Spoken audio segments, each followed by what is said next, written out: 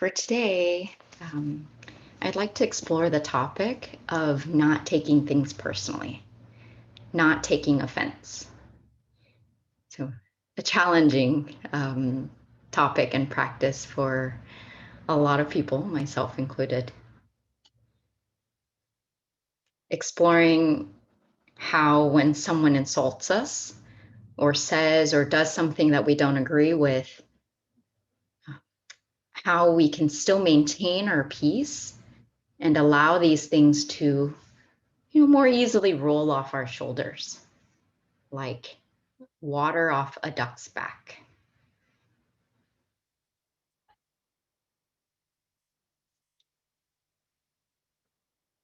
So our own peace and the presence of peace in this world can only come about if we're able to be at peace within and at peace with others. So I love this quote by Ramesh Balsekar that says that peace and harmony can prevail only when the individual is able, in the present moment, not to be uncomfortable with others. And in our culture, we tend to hold opinions in very high regard. So we have this tendency to hold on very tightly to our views and to consider them to be an ultimate reality. This is a very strong habit that's deeply ingrained. And so our line of reasoning goes that if I see something a particular way, I think it's right, so I am right. But what happens when we attach to that way of thinking, and if we take it to be the absolute truth, is that we find ourselves inevitably in conflict with those who think differently. If you think differently from me, then you must be wrong. And this can lead to friction, conflict, and all different kinds of quarrels, right?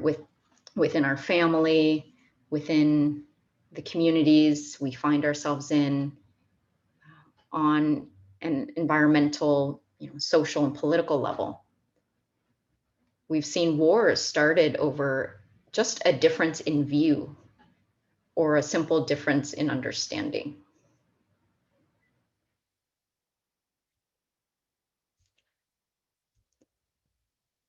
So why is it so hard? We know this intellectually, but why is it so hard to not take things personally? One big reason is our ego gets involved. When we hold on tightly to our views, our identity, our sense of self, this I, becomes wrapped up in our views. And this is that the ego at play. It becomes harder to not take offense when we perceive a different view to be an attack on who we believe we are as a person. There's also greater exposure to different opinions.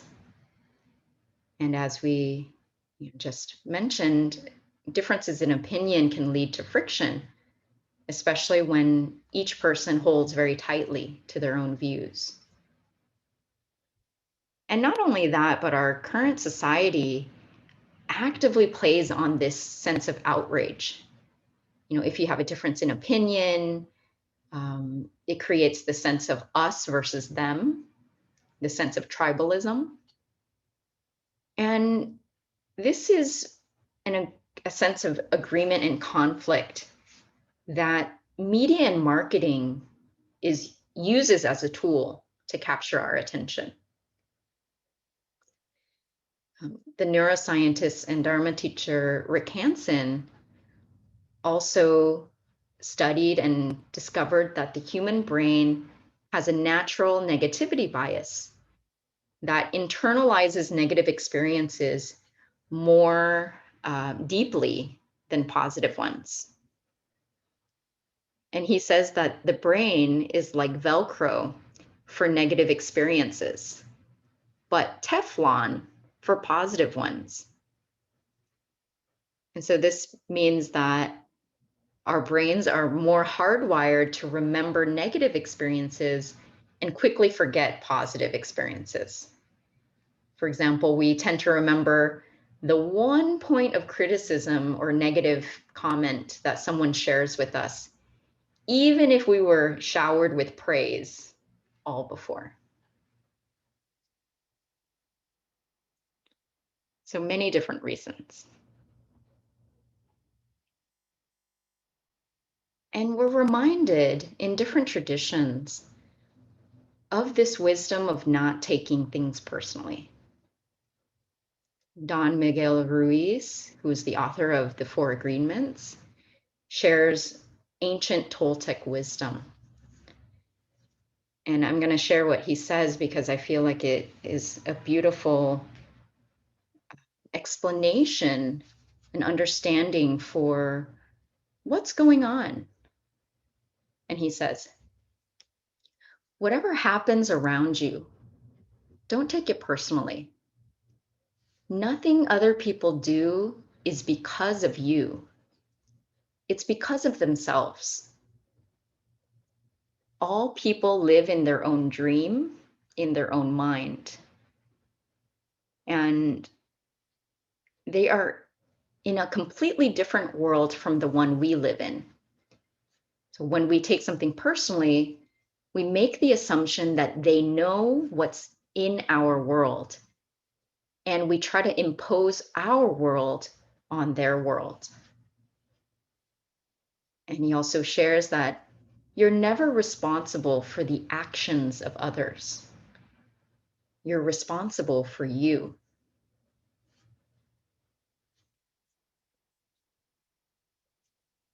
So when we take things personally, we make the assumption that whatever is going on has to do with us.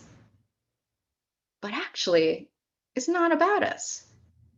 It's about them. But this can feel very hard to recognize in that moment. But in reality, we're each living our own lives with our own unique experiences that shape our perceptions and beliefs and influence our actions. How someone else behaves is based on their own perceptions and beliefs, the mood that they find themselves in that moment, their inner world. And that's most of the time unrelated to you. So, to master the art of not taking things personally, we have to see that everything someone says, does, and how they react is a sum result of their total life experience up to that point. And so, what we do and say comes from our own sets of assumptions, fears, the defenses that we have in place, our attempts for survival. And when we're relating to others, we're all living with our own projections and what the Buddha calls filters, right? Defilements or things that cloud our vision of, and these are projections and visions that we have of another person's experience or our own. So if someone yells at us for whatever reason, even if it's directed at us, it's really a reflection of their own state of mind.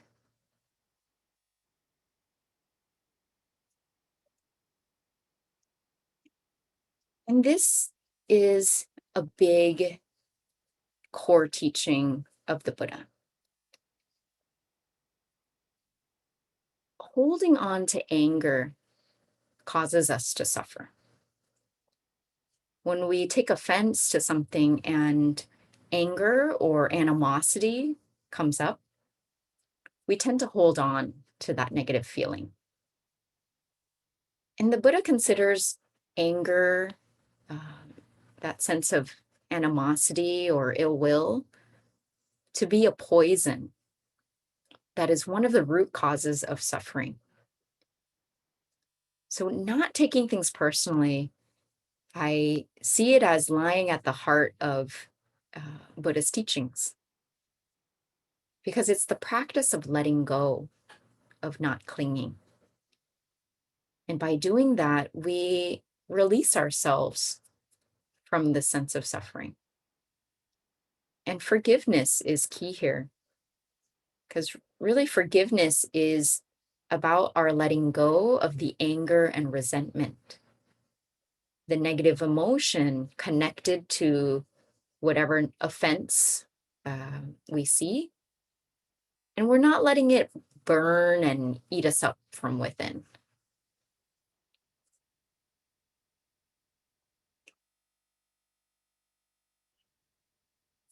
And Don Miguel Ruiz reminds us again to stand in our own truth. And this is a practice of reminding ourselves these following pieces of wisdom. And he says, we don't have the right to change anybody. We have the right to let others know what we believe. We're responsible for what we say, but we're not responsible for what people understand. We can't force anyone to change. We don't have the right to try to control people. We need to respect, because with respect, we find peace with ourselves and with everyone else. And I have a personal example to share that happened just the other day where I was in a meeting and this other person and I shared two very different understandings, beliefs about a key teaching of the Buddha. And we're, starting to engage in this back and forth on what we both believe to be a fundamental teaching. And now, granted, neither of us lived at the time of the Buddha, so we couldn't ask him what was actually going on and what he meant. But we were both arguing our point for how we interpreted and experienced this teaching. But we couldn't go too long because our time was up and we had other things to attend to. But afterwards, I was still thinking about it, and I was still at some point trying to make my point, prove it. But then I came to the realization that this person came to their conclusion quite naturally because of the teachers they had and their own personal experiences. And I believed what I did because of my teachers and my own personal experiences.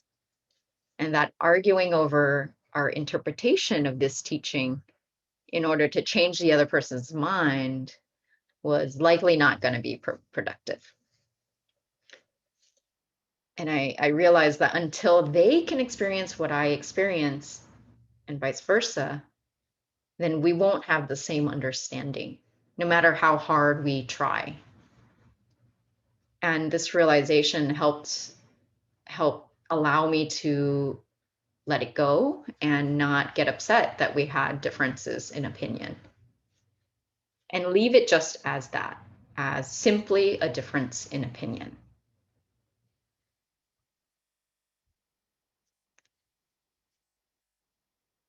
And so that is a practice that can help remind us to not take things personally.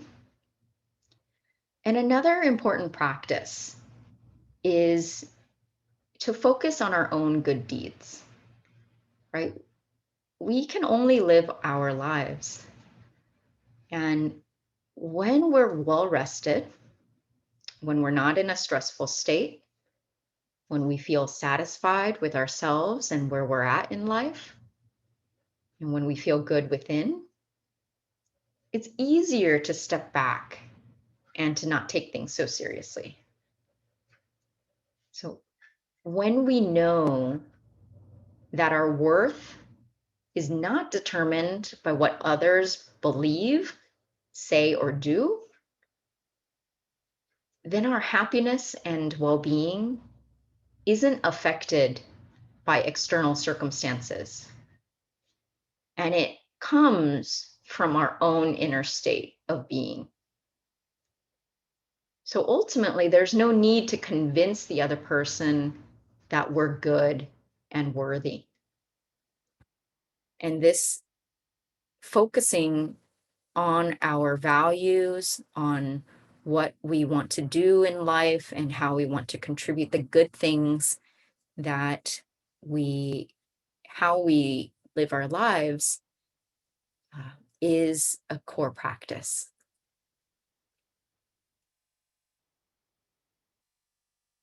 Another very important practice is deep listening. The more we understand where the other person is coming from, the more empathy arises. And it's easier than not to take something personally. When we're better able to understand the person's context, we can see better from their perspective, and we give the space for allowing misunderstandings to be clarified. And when we practice deep listening, we seek to understand, not to respond. So we ask first and judge later, or never.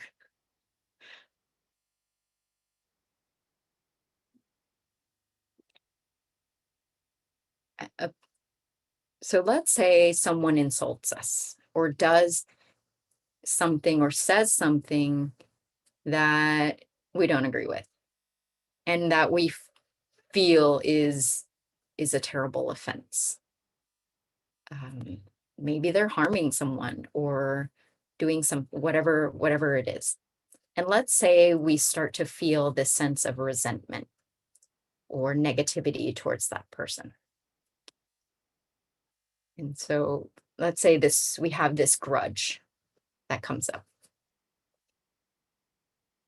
Um, we're reminded that when we take things personally and hold a grudge, we actually do damage to ourselves, regardless of the reason for that grudge. And by keeping that grudge alive through repetitive thoughts of ill will towards the other person, how terrible it is that they think that way, how harmful, and, they um, took advantage of me in this way, or how dare they say those things? It's not true. The more we continue to go through that cycle, we become more unhappy and unhealthy. And the Buddha offers an antidote to removing grudges. And here he says that the antidote is cultivating loving kindness. And he says, if you give birth to a grudge towards any person, cultivate loving kindness towards that person. Thus, the grudge towards that person can be removed. And so this is typically not the first response we have when we have a grudge against someone. But the Buddha actually says that something that can help us get rid of that grudge is to transform our attitude towards that person. And we do this by sharing loving kindness. Now, oftentimes we hold on to a grudge because we feel justified in doing so. And we'll only let go of it when the other person realizes how wrong they are or is somehow held accountable. And it's important to note that even if we might be right in our reasons for holding the grudge, the actual experience of holding the grudge is still harmful to ourselves. So it's important to make this distinction between the reason or the cause for that grudge and the experience of holding a grudge. And the teaching here is to cultivate an attitude of friendliness towards this person who grieved us while we're still able to address the issues that led to the grudge in the first place. For example, their harmful behavior. So we're still able to uh, act to address whatever behavior came up. But the practice here is to maintain towards that person an attitude of openness and friendliness. But not impossible, but challenging, but not impossible.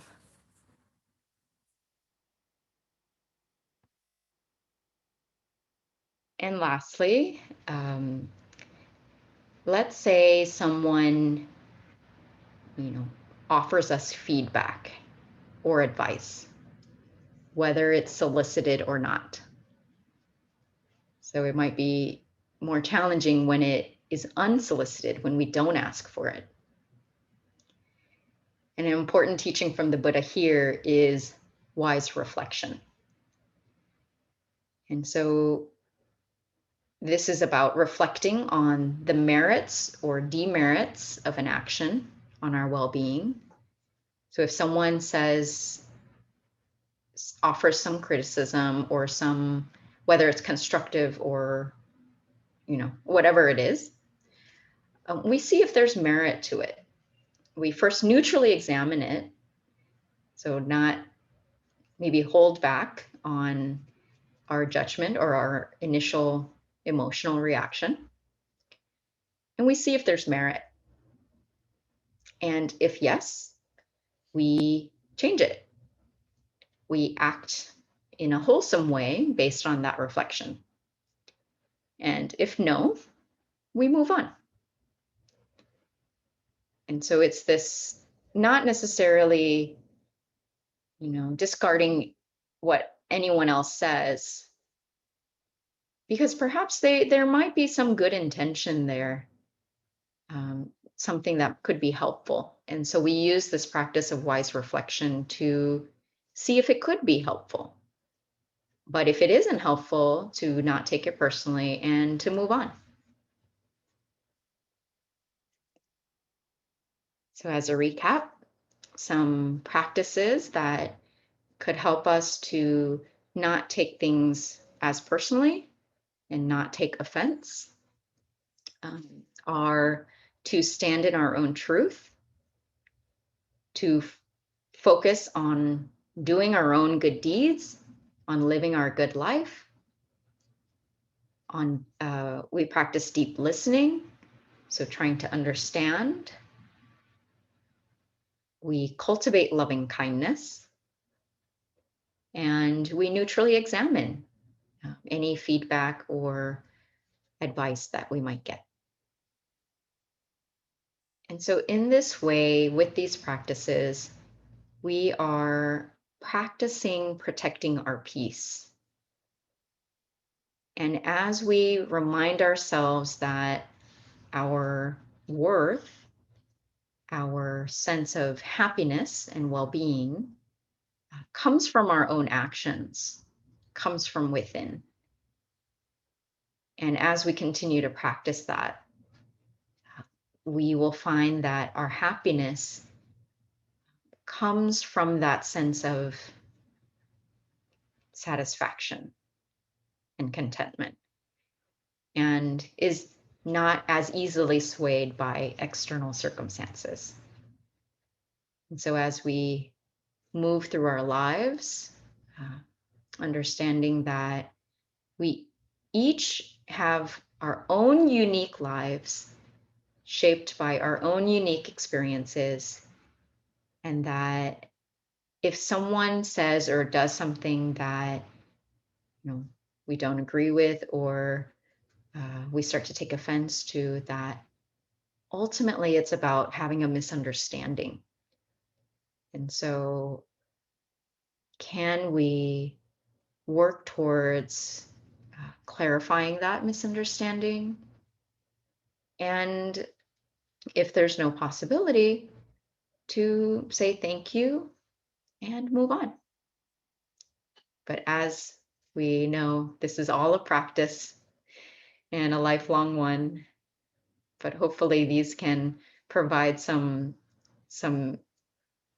things to think about, and some steps that perhaps we can follow to help us to uh, take things less personally and maintain that sense of happiness no matter what happens externally. And with that, I'd love to hear your thoughts, how you've managed to not take things personally, what's worked for you, or what this talk brings up for you.